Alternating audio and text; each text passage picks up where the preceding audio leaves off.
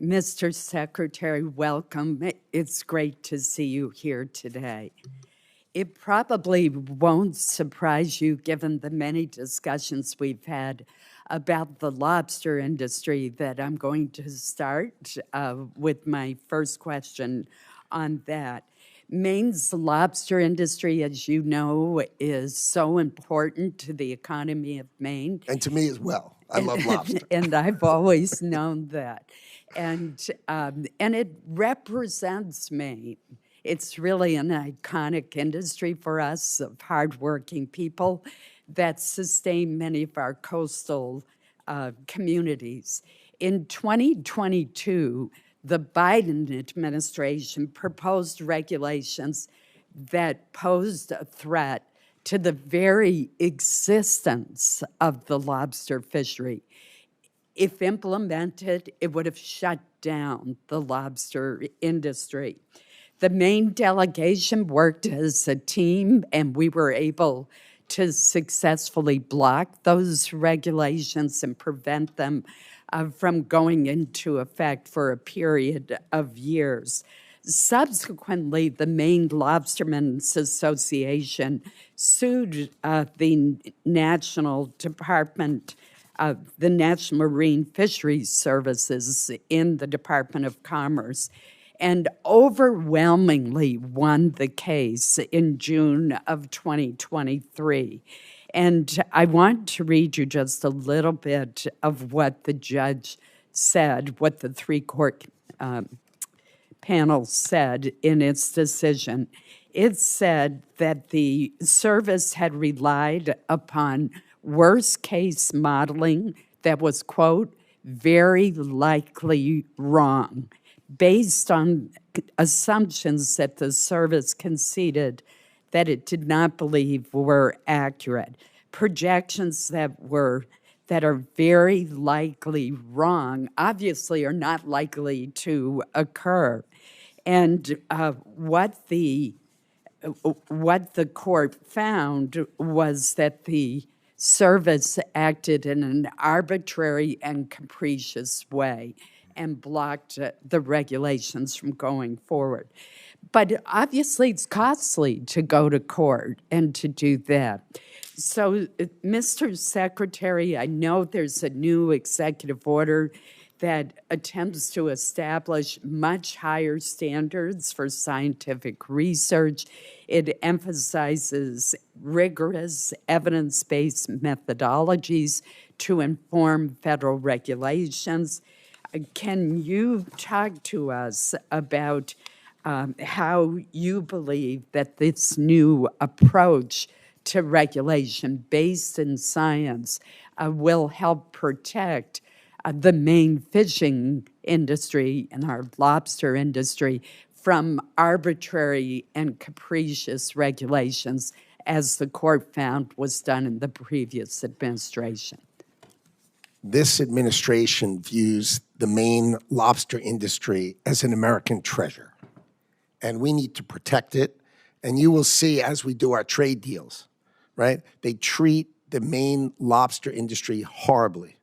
And in the UK deal, they said, we will invite you to 10 Downing Street and we will have now a lobster dinner. Okay, so we've opened, for example, the UK to lobster. We think this capricious lack of rigor in our science has got to end. So the gold standard executive order saying only real science, not opinion-based science, has to be the rule. So we protect our fishermen, we protect our ranchers, right? These are key things that this administration is going to drive for. So I completely agree with you. We will protect the great Maine lobster industry because it is a treasure for America. Thank you very much, Mr. Secretary. We've also talked about how integrated the Maine economy is with Canada. And Canada's our closest neighbor, our dear friend, and our largest trading partner. And so I have been very concerned, and I know the department and you personally are working very hard on this issue about tariffs on Canadian products.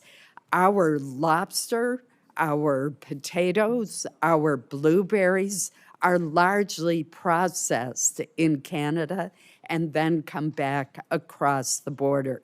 We have a paper mill in northern Maine, in Madawaska, Maine, whose sister mill is right across the river in Canada.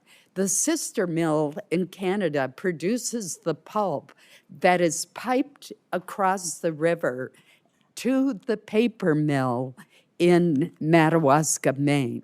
So that's how close the partnership is. 95,000 Mainers are not connected to the New England electric grid. They get their electricity from Canada. I'm just mentioned these examples. 95% of our refined petroleum products come from Canada. 90% of potash, which is used, the fertilizer for potatoes, comes from Canada. Just to give you a few examples of how integrated our approach is, could you give me a brief update on where we stand with Canadian tariffs? Sure. So the overriding principle is USMCA. So if the products are actually made in Canada and actually made in the United States, they come back and forth, and it's easy for them to fall under the USMCA, and that has no tariff. No tariff. Things that are outside of that, where companies chose to be outside of those rules, and those rules, as you know, have been in place quite a long time. If they're outside of those rules, then they have a tariff on them. They have the fentanyl tariffs, right? Because we needed to close the border and make sure fentanyl was not coming into the country. And people say, oh, Canada doesn't do much in fentanyl. But if you look at the fentanyl rings in Canada, they're often manned by Mexican cartels. So we needed to shut that. And so those outside of USMCA do pay a tariff, but those inside of USMCA are free of tariff. Thank you. If you would provide us with a list of which products are under USMCA, that would be very helpful to us. I believe that a lot of the cases that I've mentioned will be under the USMCA. Correct. And thus exempt from the tariff. But it would be good to have some certainty in that area. So if we could work with you and your staff to try to get a more definitive list, that would be very Sure, that primarily comes from USTR, but I will call them and I will have it to you. Thank no you problem. so much. Thank you, Mr. Chairman. Chairman Collins, thank you very much. Senator Van Hollen. Thank you.